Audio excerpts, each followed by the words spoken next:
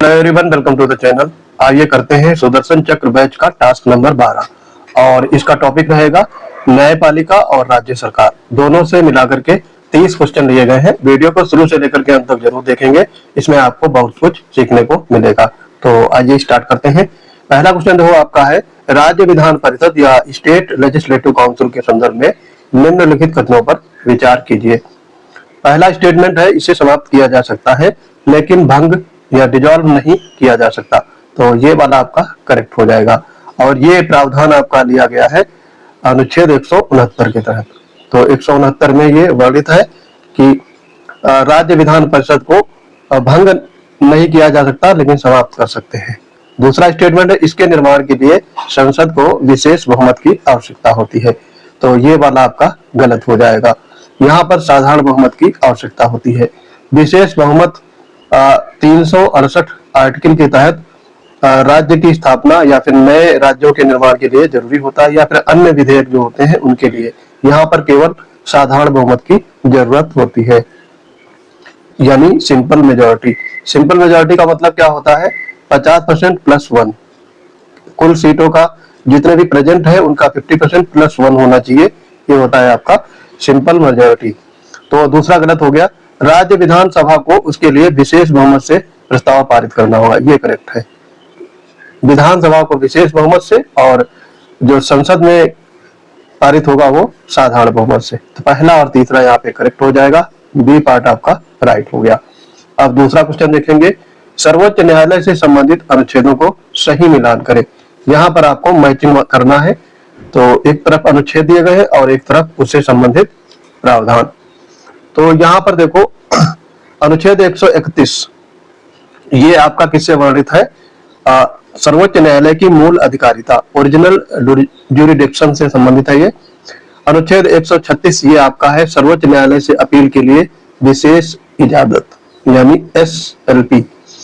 और अनुच्छेद 137 है ये पुनरावलोकन से है।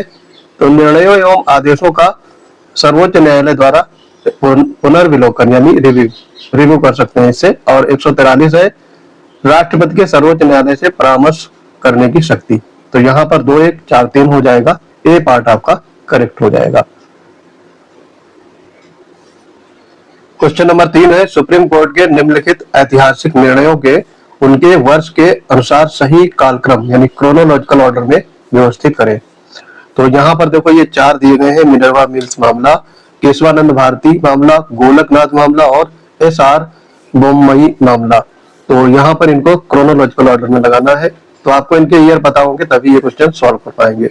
तो यहाँ पर देखो आपका दिया गया है सबसे पहले मिनर्वा मिल्स मामला, ये आपका 1980 में आया था।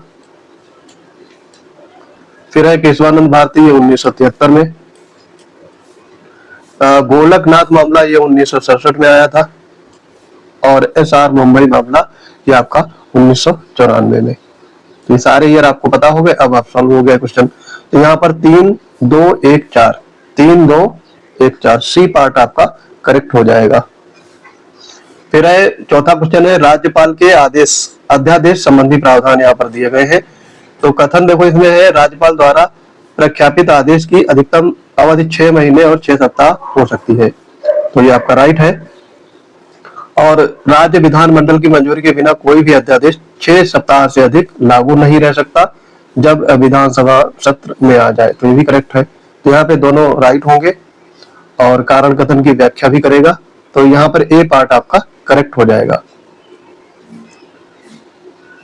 प्रश्न है, भारत में न्यायिक समीक्षा यानी जुडिशियल रिव्यू का सिद्धांत किस देश से संविधान से प्रेरित है? तो जुडिशियल रिव्यू ये कहाँ से लिया गया है? तो ये अमेरिका के संविधान से लिया गया है। बी पार्ट यहाँ पे करेक्ट हो जाएगा।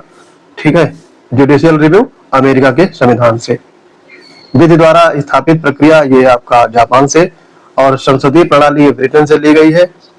और आपके जो मौलिक कर्तव्य है वो आयरलैंड से लिए गए हैं, कनाडा से संघीय व्यवस्था। ये सारे आपको फैक्ट इष्टा याद होने चाहिए। निम्नलिखित में से कौन सी राज्यपाल की संवैधानिक विवेकाधीन शक्तियां या डिस्क्रेशनरी पावर्स है? तो ये आपको बताना है। अनुच्छेद 356 के तहत राष्ट्रपति शासन लगाने की रिपोर्ट भेजना, सही है ये। ये कर सकता है, ये इसको करना होता है, रिपोर्ट भेजेगा तभी तो राष्ट्रपति राज्य में राष्ट्रपति शासन का ऑर्डर पास करेगा। सामान्य स्थिति में मुख्यमंत्री की सलाह पर मंत्रियों की नियुक्ति, सामान्य स्थिति में मुख्यमंत्री की सलाह पर मंत्रियों की नियुक्ति, तो ऐसा प्रावधान नहीं दिया गया है, ये विवेकाधीन नहीं है। राज्य विधानमंडल द्वारा पारित विधेयक को राष्ट्रपति के विचारार्थ या विचारार्थ आरक्षित करना, ये करेक्ट है। और मुख्यमंत्री से अन्य के राज्य के प्रशासनिक मामलों की जानकारी मांगना, ये भी ठीक है। तो 167 अनुच्छेद में ये वर्णन किया गया है। तो यहाँ पर 1, 3, 4 बी पार्ट आपका करेक्ट हो जाएगा। अगर हमारे पेड बैच से जुड़ना चाहते हैं तो PCS wonder Telegram channel join करेंगे, वहां पर आपको सारे पेड बैच से रिलेटेड इंफॉर्मेशन अवेल रहेगी। प्रीलिम्स हो या फिर मेंस, दोनों टाइप के आपको पेड बैच मिलेंगे। 7वां क्वेश्चन है, निम्नलिखित उच्च न्यायालयों को उनकी स्थापना के वर्ष के अनुसार सही कालक्रम में व्यवस्थित करें।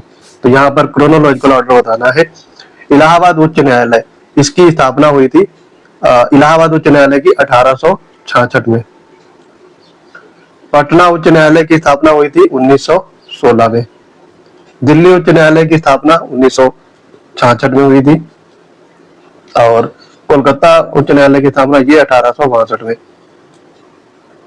कलकत्ता, मुंबई, चेन्नई, इनकी तीनों उच्च न्यायालय की स्थापना एक साथ की गई थी। तो यहाँ पर आपको सबसे पहले आएगा 4, फिर 4, 1, 2, 3, 4, 1, 2, 3, बी पार्ट आपका करेक्ट हो जाएगा।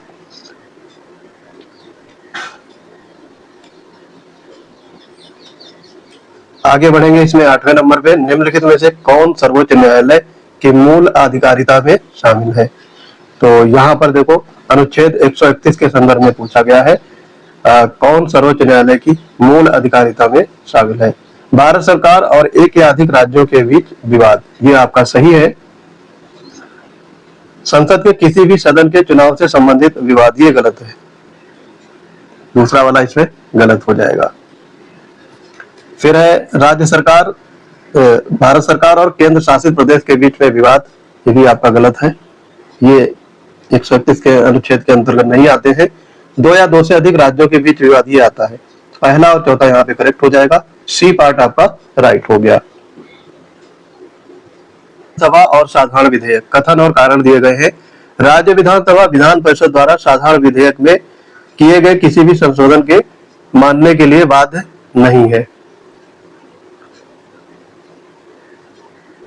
और दूसरा है कारण इसका, साधारण विधेयक के मामले में विधान परिषद अधिकतम 4 महीने तक ही विधेयक पर रोक लगा सकती है। तो यहाँ पर आपका दोनों सही है और दोनों कारण कथन की व्याख्या भी करेगा, दोनों सेम चीज है, डी पार्ट आपका राइट हो जाएगा।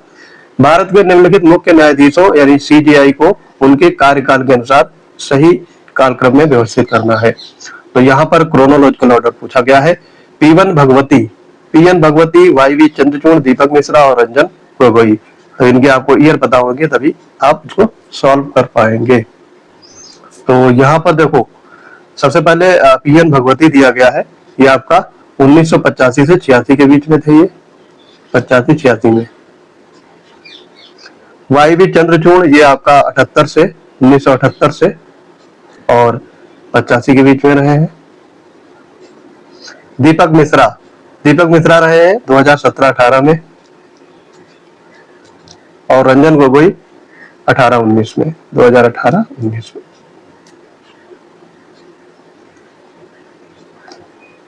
तो अब आप कर लीजिएगा 2-1-3-4 ए पार्ट आपका राइट हो जाएगा।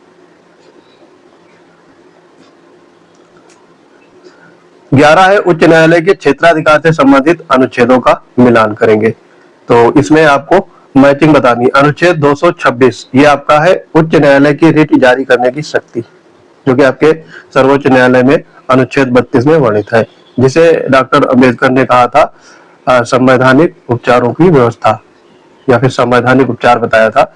215 ये आपका वर्णित है, 215 आपका उच्च न्यायालय का अभिलेख यानी कोर्ट ऑफ ऑर्डर होना। आगे है इसमें अनुच्छेद 231, 2 या 2 से अधिक राज्यों के लिए उच्च न्यायालय होना चाहिए। और 227 आखिरी वाला हो गया आपका, उच्च न्यायालय की सभी न्यायालयों न्यायालयों पर अधीक्षण यानी सुपरिटेंडेंस की शक्ति।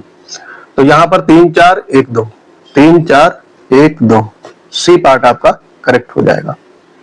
12 है सर्वोच्च और उच्च न्यायालय के न्यायाधीशों को हटाने की प्रक्रिया यानी रिमूवल प्रोसीजर के संदर्भ में सही कथन आपको बताने हैं। तो यहाँ पर देखो, हटाने का प्रस्ताव केवल लोकसभा में ही पेश किया जा सकता है, तो ये कोई बाध्यता नहीं है, किसी भी सदन में पेश कर सकते हैं, लोकसभा प्लस राज्यसभा दोनों में से किसी एक में, केवल लोकसभा में नहीं। यहाँ पे शब्द केवल आए तो समझ लो उस सेंटेंस में गड़बड़ी है। ठीक, ये एक आपका फॉर्मूला है क्वेश्चन को सॉल्व करने का। दूसरा है आपका प्रस्ताव पेश करने के लिए लोकसभा में 100 सदस्यों और राज्यसभा में 50 सदस्यों के हस्ताक्षर आवश्यक है, ये आपका राइट है। न्यायाधीश जांच अधिनियम 1968 इस प्रक्रिया को नियंत्रित करता है, करेक्ट है ये।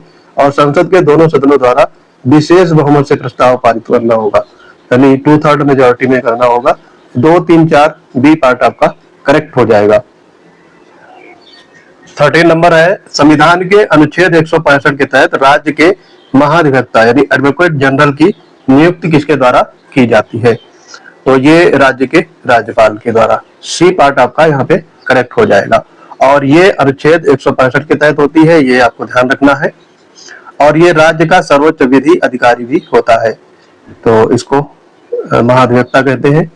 14 है उत्तर प्रदेश के निम्नलिखित मुख्यमंत्रियों को उनके कार्यकाल के सही कालक्रम में लगाए, यानी क्रोनोलॉजिकल ऑर्डर आपको बताना है। तो यहाँ पर आपके दिए गए हैं मुख्यमंत्री 4 दिए गए हैं, ये दोबारा रिपीट हुआ है। सुचेता कृपलानी, संपूर्णानंद, चौधरी चरण सिंह और गोविंद वल्लभ पंत, तो आपको इसमें बताना है। तो सबसे पहले गोविंद वल्लभ पंत आए थे, ये फर्स्ट सीएम थे। पहले ये हो गए गोविंद वल्लभ पंत, पहली बार मुख्यमंत्री बने थे 1937 में। उसके बाद में आते हैं संपूर्णानंद दूसरे नंबर पर, फिर सुचेता कृपलानी और लास्ट में चौधरी चरण सिंह। ठीक है, तो यहाँ पर 4 2 1 3, 4 2 1 3 सी पार्ट आपका करेक्ट हो जाएगा। 15 है राज्य विधानमंडल की संरचना के संदर्भ में निम्नलिखित में से कौन से कथन सही है? विधानसभा की अधिकतम सदस्य संख्या 500 और न्यूनतम 60 तय की गई है, करेक्ट है ये आपका मानक रखा गया था। और विधान परिषद की सदस्य संख्या विधान सभा की कुल सदस्य संख्या के 1/3 से अधिक नहीं हो सकती, ये भी करेक्ट है। और विधान परिषद की न्यूनतम सदस्य संख्या 40 होनी चाहिए, ये भी ठीक है। तो यहाँ पे तीनों स्टेटमेंट राइट हो जाएंगे, डी पार्ट आपका करेक्ट हो जाएगा। नवी अनुसूची और न्यायिक समीक्षा के संदर्भ में कथन और कारण दिए गए हैं। संविधान की नवी अनुसूची में शामिल कानूनों को भी न्यायिक समीक्षा या जुडिशियल रिव्यू की जा सकती है। और IR कोयल्हो केस 2007 में सुप्रीम कोर्ट ने निर्णय दिया कि 24 अप्रैल 1973 के बाद नवी अनुसूची में शामिल कोई भी कानून न्यायिक समीक्षा से मुक्त नहीं है। तो यहाँ पर ये दोनों सही है, दोनों स्टेटमेंट और रीजन दोनों सही है। और कथन कारण की या कारण कथन की व्याख्या करेगा, सी पार्ट आप यहाँ पे राइट हो जाएगा, दोनों एक ही बात कही गई है। देखेंगे संविधान के निम्नलिखित भागों को उनके क्रम के अनुसार व्यवस्थित करें। अब देखो यहाँ पे भाग के अनुसार आपको बताना है, राज्य सरकार स्टेट गवर्नमेंट, संघ की न्यायपालिका यूनियन जुडिशरी, राज्य और संघ के बीच संबंध और उच्च न्यायालय। तो यहाँ पर आपको बताना है किस भाग में कौन सा आता है, तभी आप इसको सॉल्व कर पाएंगे। तो जो राज्य सरकारें हैं ये आपके भाग 6 में आती हैं, ये भाग 6 में आती हैं।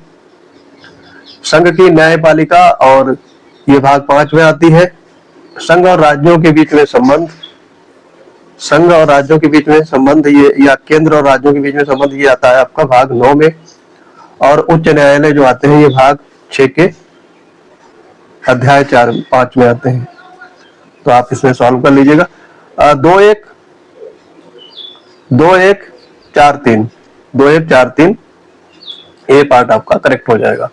अब रिट से संबंधित आपके शाब्दिक अर्थ का सही मिलान करना है। तो यहाँ पर देखो बंदी प्रत्यक्षीकरण, हैबियस कॉर्पस, इसका मतलब क्या होता है, ये मतलब पता होगा तभी आप इसको सॉल्व कर सकते हो। शरीर को प्रस्तुत किया जाए, इसका मतलब होता है शरीर को प्रस्तुत किया जाए। तो ये वाले आपके दोनों ऑप्शन दो गलत हो गए, अब 2 में ही आपको सॉल्व करना है। परमादेश ये है, हम आदेश देते हैं। प्रतिषेध प्रोहिबिशन, रोकना, मना है।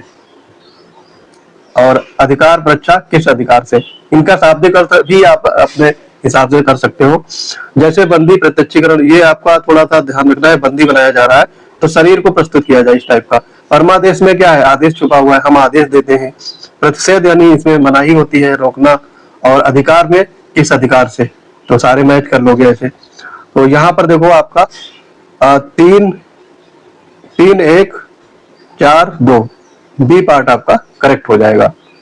राज्यपाल की क्षमादान शक्ति अनुच्छेद 161 में संदर्भित है और इसमें बताना है कौन से कथन सही है। तो क्षमादान शक्ति का यहाँ पे पूछा गया क्या क्या शक्ति होती है उसके संबंध में। राज्यपाल मृत्युदंड को पूर्णतः क्षमा कर सकता है, ये गलत है, ऐसा काम सिर्फ राष्ट्रपति ही कर सकता है। और राज्यपाल कोर्ट मार्शल यानी सैन्य अदालत द्वारा दी गई सजा को माफ कर सकता है, नहीं, ये केवल राष्ट्रपति कर सकते हैं।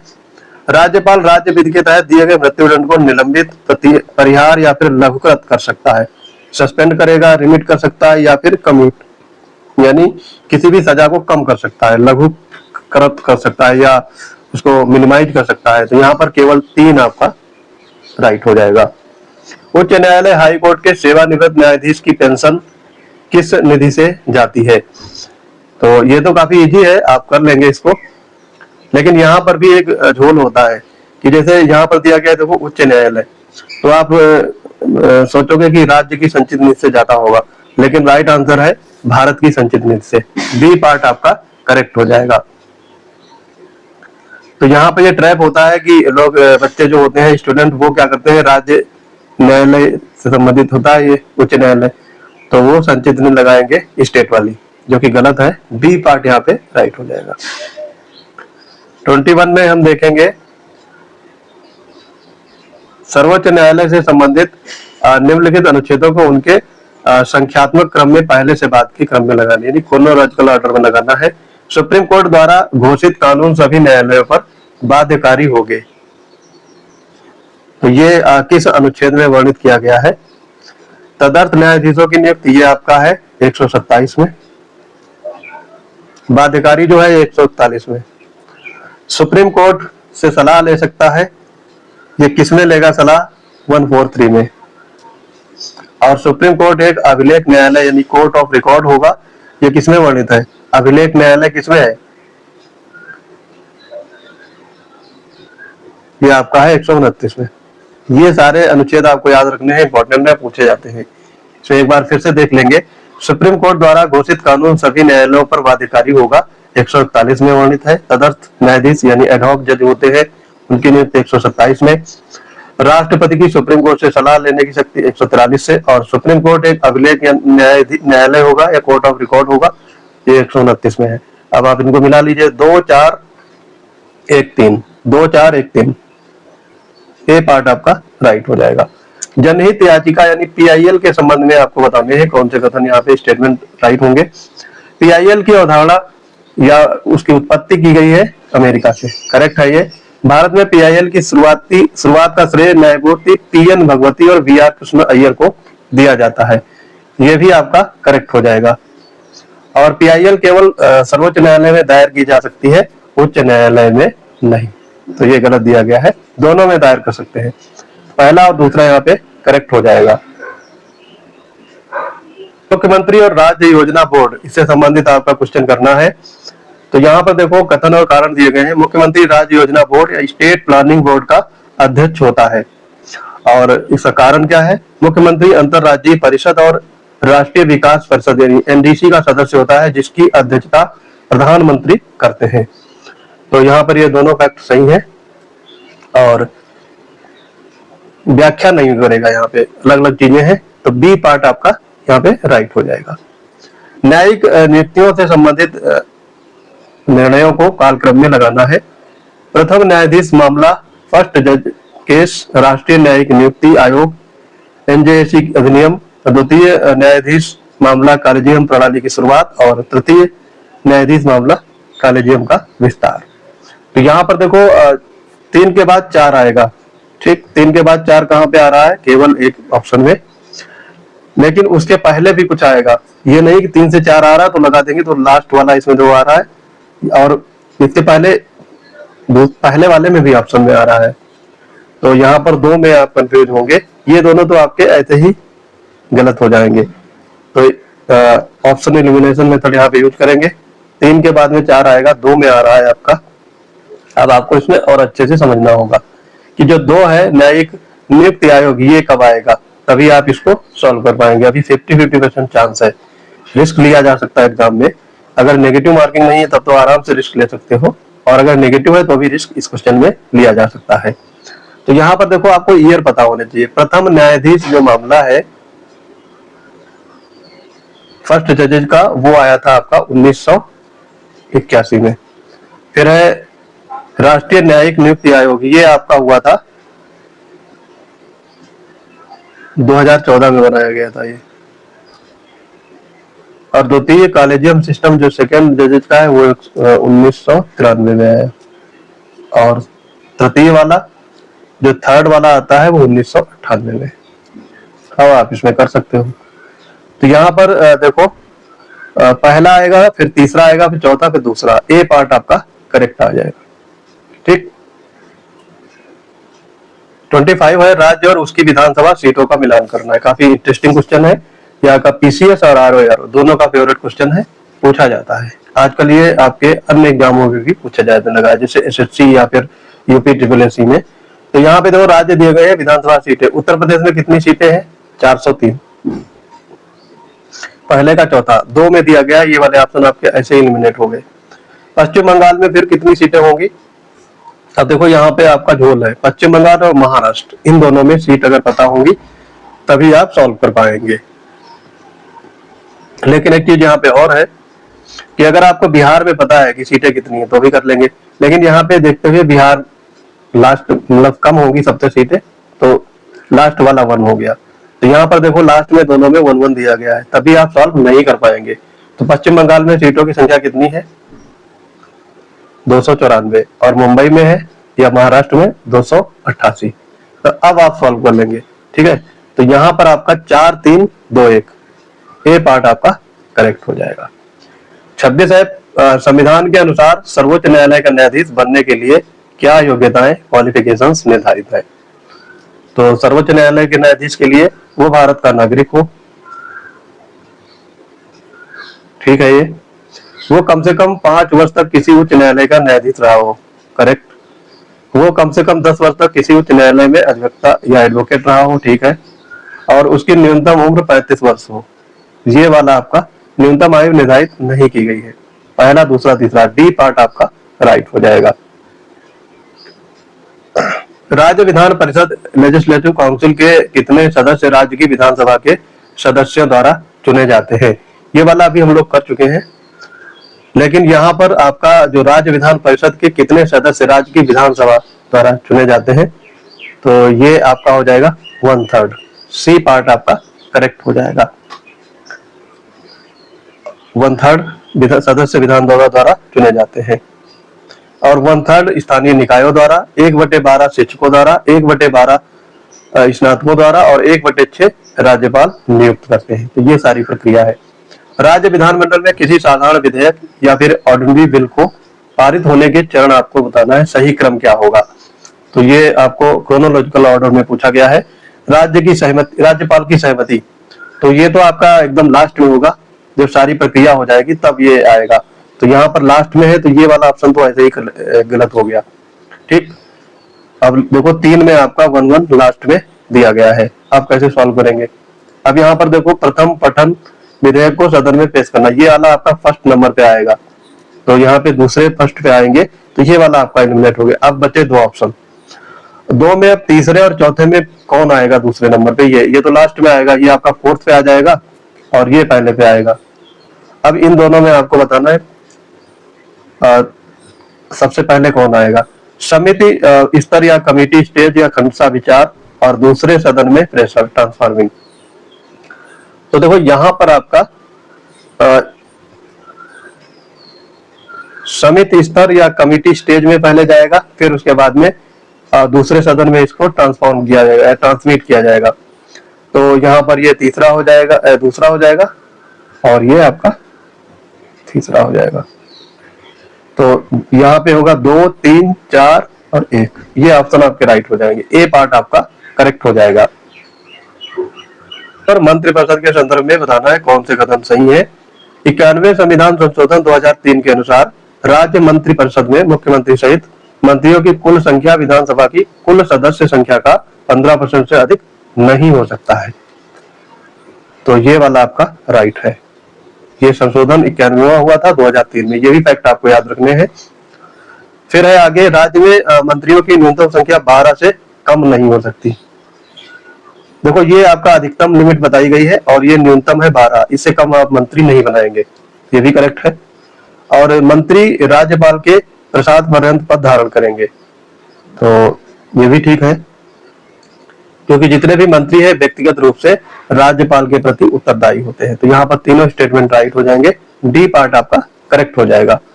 लास्ट क्वेश्चन है आज का, उच्च न्यायालय के संबंध में आपको बताना है कौन से स्टेटमेंट राइट होंगे। भारत में वर्तमान में कुल 25 उच्च न्यायालय है, करेक्ट है ये। केंद्र शासित प्रदेशों में केवल दिल्ली और जम्मू कश्मीर के पास अपना स्वतंत्र उच्च न्यायालय है, करेक्ट है ये। और अंडमान और निकोबार द्वीप समूह मद्रास उच्च न्यायालय के अधिकार क्षेत्र में आते हैं। तो ये वाला आपका गलत हो जाएगा, ये आपके मद्रास के पास नहीं इसका अधिकार है, पुडुचेरी के पास है। तो ये पुडुचेरी होना चाहिए, पुडुचेरी। पहला दूसरा यहाँ पे करेक्ट होगा, ए पार्ट आपका करेक्ट हो गया। तो आई होप ये वीडियो आपको समझ में आ गया होगा।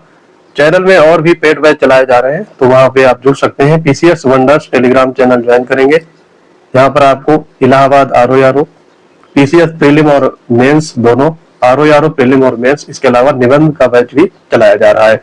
तो मिनिमम फीस में मैक्सिमम आउटपुट रिजल्ट पाने के लिए हमारे बैच से जरूर जुड़े। मिलते हैं अपने अगले इंपॉर्टेंट वीडियो के साथ, तब तक के लिए पढ़ते रहिए। जय हिंद।